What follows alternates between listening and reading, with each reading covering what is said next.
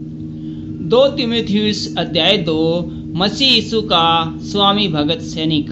इसलिए हे मेरे पुत्र, तू उस अनुग्रह से जो मसीह यीशु में है बलवंत हो जा, और जो बातें तूने बहुतों से गवाहों के सामने मुझसे सुनी हैं उन्हें विश्वासी मनुष्यों को सौंप दे, जो दूसरों को भी सिखाने के योग्य है।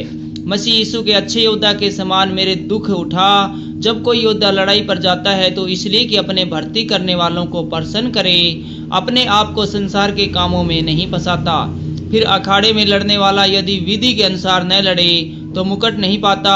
जो किसान परिश्रम करता है फल का अंश पहले उसे मिलना चाहिए। जो मैं कहता हूँ उस पर ध्यान दे, और प्रभु तुझे सब बातों की समझ देगा।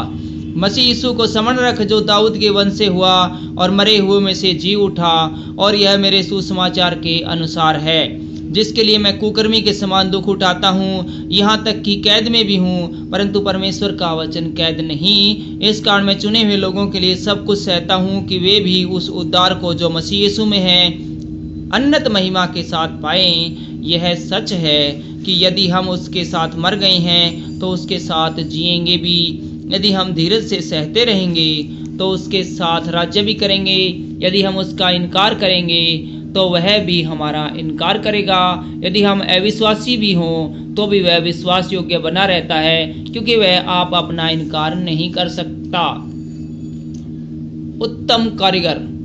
इन बातों की शुद्धि उन्हें दिला, और प्रभु के सामने चिता दे कि शब्दों पर तर्क वितर्क न करे, जिनसे कुछ लाभ नहीं होता, वरन सुनने वाले बिगड़ जाते हैं। अपने आप को परमेश्वर का प्राण योग्य और ऐसा काम करने वाला ठहराने का प्रयत्न कर, जो लज्जित होने न पाए, और जो सत्य के वचन को ठीक रीति से काम में लाता हो। अगर अशुद्ध बकवाद से बचा रहे, क्योंकि ऐसे लोग और भी अभक्ति में बढ़ते जाएंगे और उनका वचन सड़े घाव की तरह फैलता जाएगा।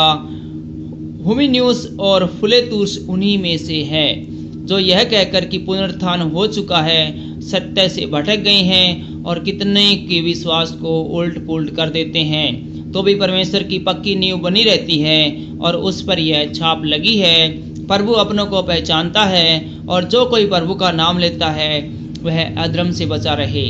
बड़े घर में न केवल सोने चांदी के ही, पर काठ और मिट्टी के बर्तन भी होते हैं, कोई कोई आदर और कोई कोई अनादर के लिए।